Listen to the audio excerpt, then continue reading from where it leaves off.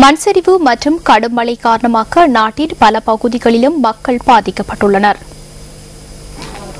இதேவேளை ஹட்டன் சாமிமலை ஸ்டேசி தோட்டத்தில் மீரியந்தென்ன பிரிவுக்கு மண்சரிவு ஏற்படுவதற்கான சாத்தியம் காணப்படுகின்றது. இதன் காரணமாக 9 வீடுகளில் இருந்து 49 பேர் வெளியேற்றப்பட்டு பாடசாலை ஒன்றில் தங்க வைக்கப்பட்டுள்ளனர். குருநாகல் ரிதிகம மகையாய உச்சிமலை பகுதியில் பாறை புரள்வதற்கான அவதானம் உள்ளதாக தெரிவிக்கப்படுகின்றது. இதன் காரணமாக அந்த பகுதியில் வசிக்கும் சுமார் 30 குடும்பங்கள் அபாய நிலையை எதிர்நோக்கியுள்ளதாக எமது பிராந்திய செய்தியாளர் குறிப்பிட்டார். தெதுருவோயா பெருக்கெடுத்துள்ளமையால் சிலாபம், மைக்குளம், திகொடவேல மற்றும் அலம்பு உள்ளிட்ட பல கிராமங்கள் நீரில் மூழ்கியுள்ளன. இதன் காரணமாக 500 குடும்பங்கள் பாதிக்கப்பட்டுள்ளன. இதேவேளை தொடர்ச்சியாக பெய்து வரும் கடும் மழை காரணமாக புத்தளம், ஜின்னவத்த, புபுதுகம, வேலாசிய, புதிய கிராமம் மற்றும் ஜெயசிரிகம உள்ளிட்ட மங்களேலிய, அசோகபுர ஆகிய கிராமங்கள் நீரில் மூழ்கியுள்ளன. இதனால் 60 குடும்பங்கள் பாதிக்கப்பட்டுள்ளதாக எமது பிராந்திய செய்தியாளர் குறிப்பிட்டார்.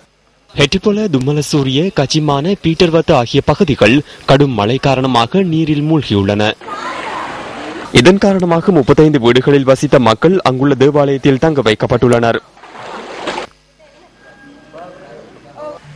இதேவேளை இன்று முற்பகல் ஹட்டன் கொழும்பு, ஹட்டன் நுவரெலியா பிரதான வீதிகளில் பனிமூட்டம் காணப்பட்டது.